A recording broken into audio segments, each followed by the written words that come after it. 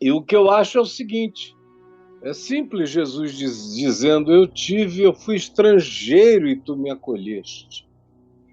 Desde o Velho Testamento, esse é um mandamento que passou pela chave hermenêutica do Velho Testamento aqui. Jesus é essa chave aqui, e o Novo Testamento está aqui, tá bom? Então, Moisés. E antes de Moisés já tinham as leis da antiguidade, leis do rei Hammurabi. Já louvavam a hospitalidade, aquele que abraçava, acolhia o estrangeiro. Era um mundo sem hotel, sem pousada, sem mission, sem lugares para homelesses.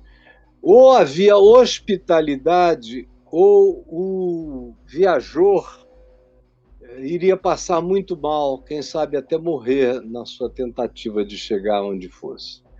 Mas, desde o Código de Hammurabi, de leis anteriores, já se louvava recomendando a hospitalidade, acolher o estrangeiro. Na lei de Moisés, na Torá, você vê isso o tempo todo. Você vê indícios disso no Gênesis, você vê a explicitação disso no Êxodo, e você vê depois do Êxodo a repetição frequente.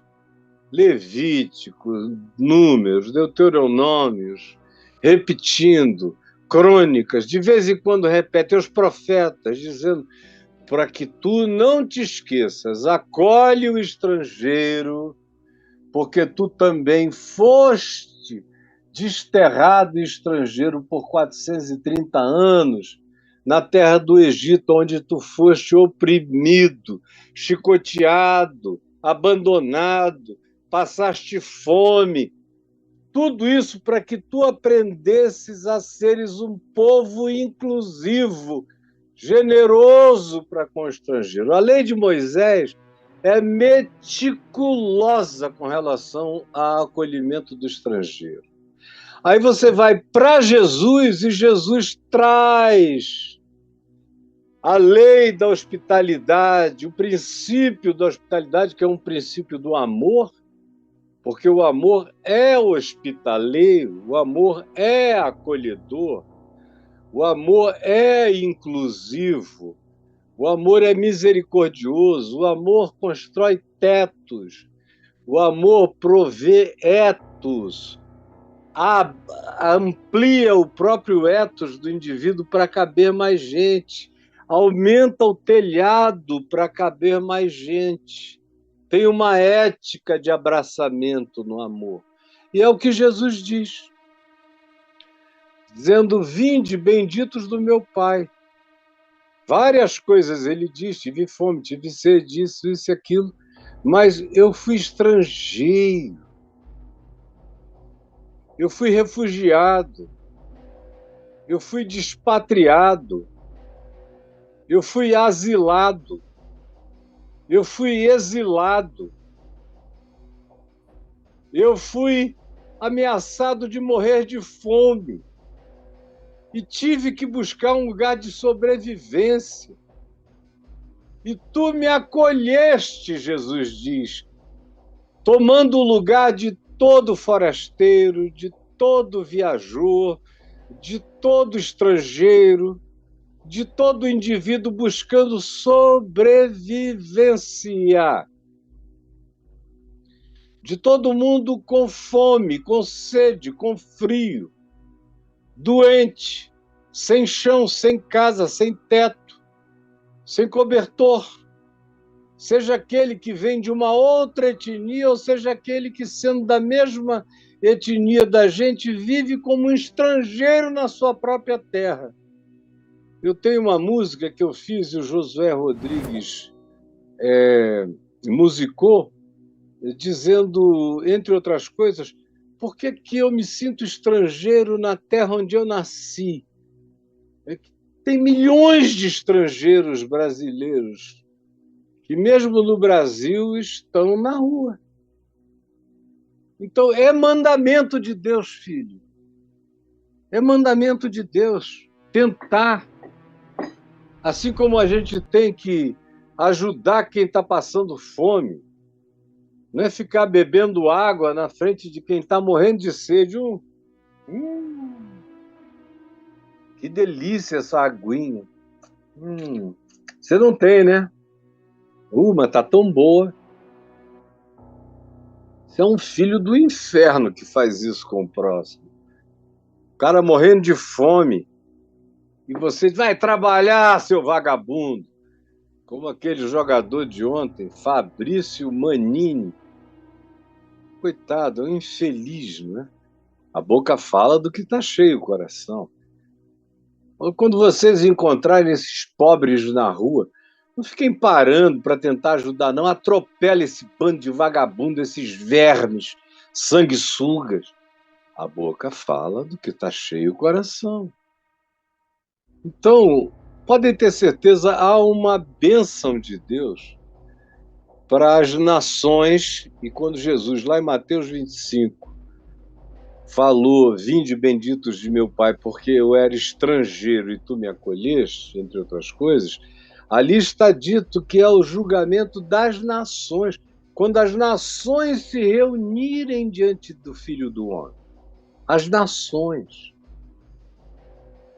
Aí quando o Trump disse que ia fazer um muro e tratou todo mundo, todo mexicano como bandido, traficante, prostituta, malfeitor, uma calhordice danada, que quem construiu quase todas as casas da Califórnia, do Texas, do Colorado, do Arizona, da Flórida e de quase todos os Estados Unidos, com exceção da costa leste, foram os latinos, foram os mexicanos, os ticanos, os latino-americanos trabalhando no serviço pesado. Enquanto houve essa necessidade, ninguém reclamou de nada.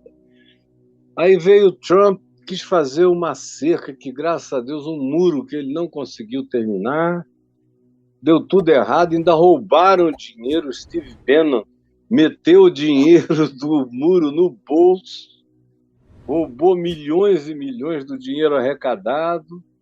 E graças a Deus, porque Jesus não é em favor de muros. Paulo diz em Efésios 2 que a vontade de Jesus é derrubar todo muro de separação. Deus não criou nenhum muro na terra.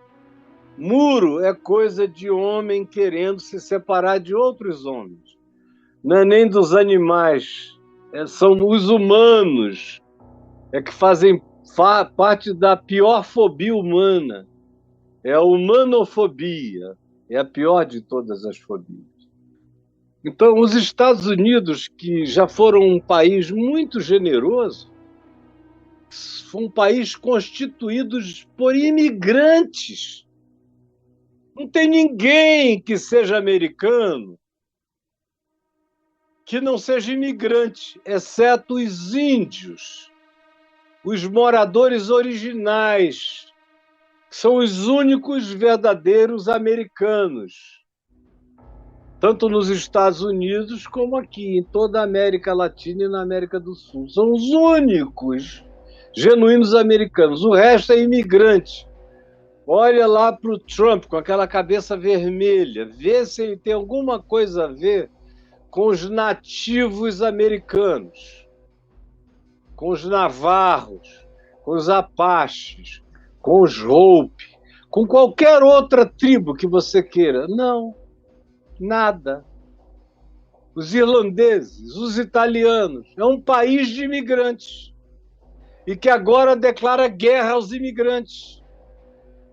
E um país que ainda tem uma quantidade enorme de terras úteis, que podem ser ocupadas sem devastação natural. E com todo mundo vivendo vida digna, com toda mansidão e respeito. Então, o Obama teve uma política em relação aos imigrantes muito mais rígida, por exemplo, do que políticas anteriormente praticadas.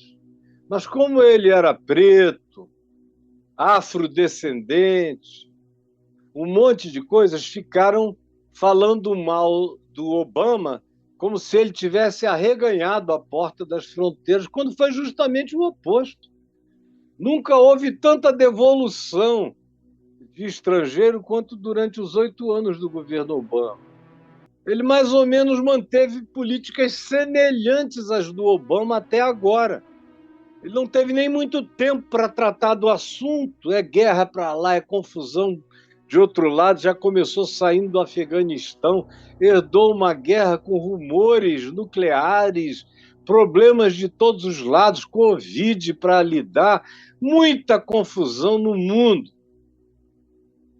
Nem teve tempo para lidar com o assunto, manteve mais ou menos as políticas do Obama. Por que mandaram esse pessoal para lá? Quem foi que mandou? Foi o pessoal do Partido Republicano do Trump, para criar confusão, para criar fuxico político, para tentar ir minando e a produzir não governabilidade, tirar a paz da governança do Biden. É só isso. É só perversidade do Partido Republicano, da banda republicana, que é trumpiana, infelizmente. Porque o Trump é um bandido. Daqui a mais um tempo vocês vão ver que eu não estou sendo leviano. Ele já é um bandido desde há 40 e tantos anos atrás. Nunca não foi bandido. E daqui a pouquinho vocês vão ver as contas abertas, tudo aberto.